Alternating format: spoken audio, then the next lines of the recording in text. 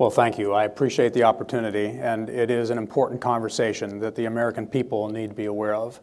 And to put it into context, similar to what you talked about, anytime another civilization starts controlling their people, whether it's in the form of fascism or communism or any kind of collectivism, socialism, it starts taking away the freedom of individual people.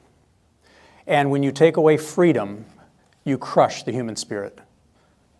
The human spirit was designed to be free to make choices, moral choices of good and bad, right and wrong, to show respect for other human beings. And so history repeats itself. Hitler rose, and we had to stop that controlling tyrant. Then we had the Soviet Union, and Reagan was able to bring that down with a strategy appropriate for the Soviet Union. And now we have China that is emerging in the same way. You look at the evidence of how they're treating the Uyghurs, how they're lying to their people about the coronavirus, how they're treating those in Hong Kong, how they control through social media your behavior through incentives, meaning if you don't act consistent with the party, you can't send your kids to the right schools, you can't buy the good groceries, you can't own a home, you can't get credit, you can't thrive, you can't prosper. This is a threat to America. And it's not just because they're controlling their people. We love the Chinese people. We want this to be a journey of peace. And as a national security professional, those of us that wear the uniform, our job is to be peacemakers. And you become a peacemaker by being so strategic and understanding your competition so well, culturally, socially, emotionally, that you design a strategy to win without ever having to fire a shot, without ever having to use violence. The use of violence is a failure because it denigrates this respect for every human being that is enshrined in our Constitution. But what we see with China, as a man who has studied them, I've read everything they've written, every speech they give, everything translated with a network of friends to make sure we do not miss anything in the way they organize, the way they train, the way they write doctrine. And I'm here to tell you that China has openly talked about the fact that a free society, an open system like America, is an existential threat to their survival. And that their goal is to bring back the Middle Kingdom. They still are so angry at the century of humiliation where the West, as they put it, the West killed their hero system by flooding their country with opium. It destroyed their people, it destroyed their dignity, and they are not going to take that.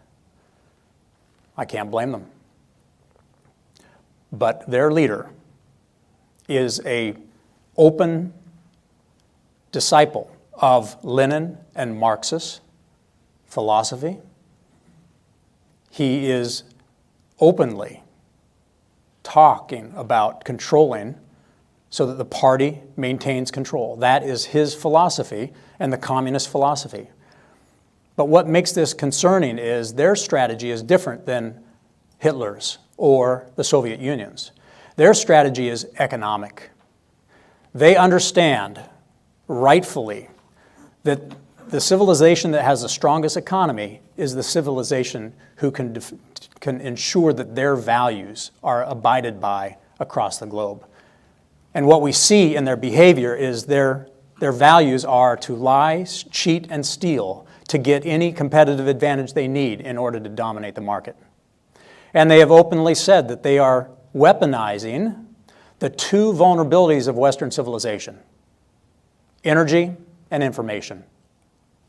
On the energy front, we know that we have built an entire energy grid that was never designed to be resilient or to be able to take a hit and keep on ticking.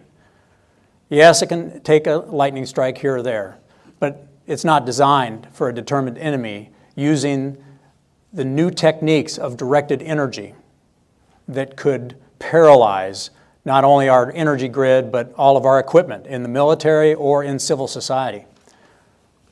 And China is building a spatial network over the next number of years where they will have energy generation plants in space, both nuclear powered and solar powered, that can deliver energy to any point on planet Earth, that can be used for good, to provide affordable energy through a neural network to individuals on the planet, or in a millisecond can use it for evil if somebody else is not there with them to hold them accountable if they behave badly.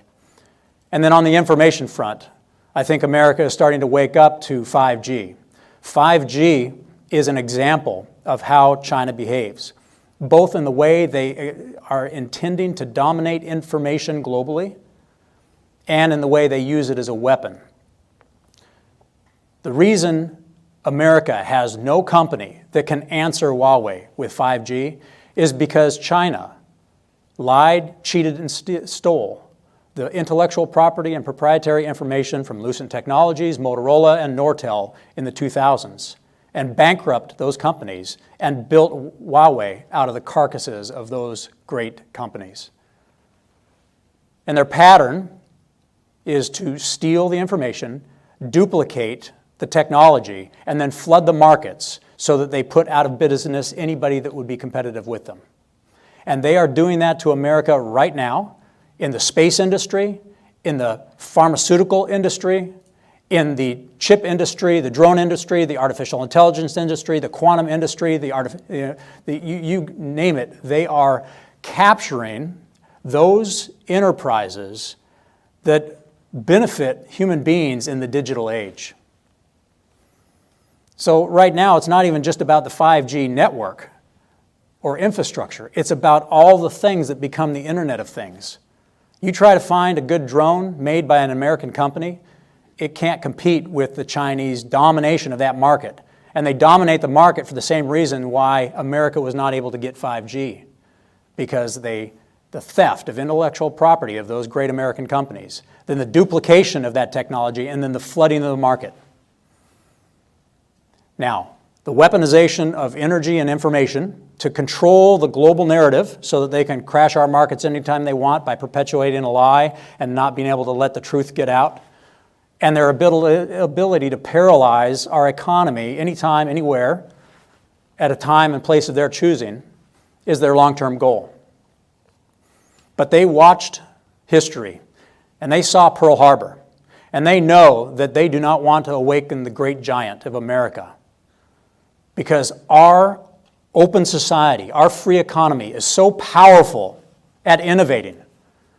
They know they cannot compete. Even with 1.4 billion people, they cannot compete. This is why their subtle strategy is to lie, cheat, and steal, to steal our magic sauce as an open society that respect other people and have a diversity of ideas in the mix to innovate more rapidly. They steal it, and they get it to market faster, and then they put our companies out of business. So this is an economic war. And you have to understand they are not like the Soviet Union, who are more bold and more aggressive about stating their strategy. The Chinese are subtle, and they do not want to trigger the threshold of American anger. And that's why they work in the gray zone. They work under the threshold of our Congress or of our president. We love the Chinese people, but the Communist Party is suffocating the free spirit of humanity.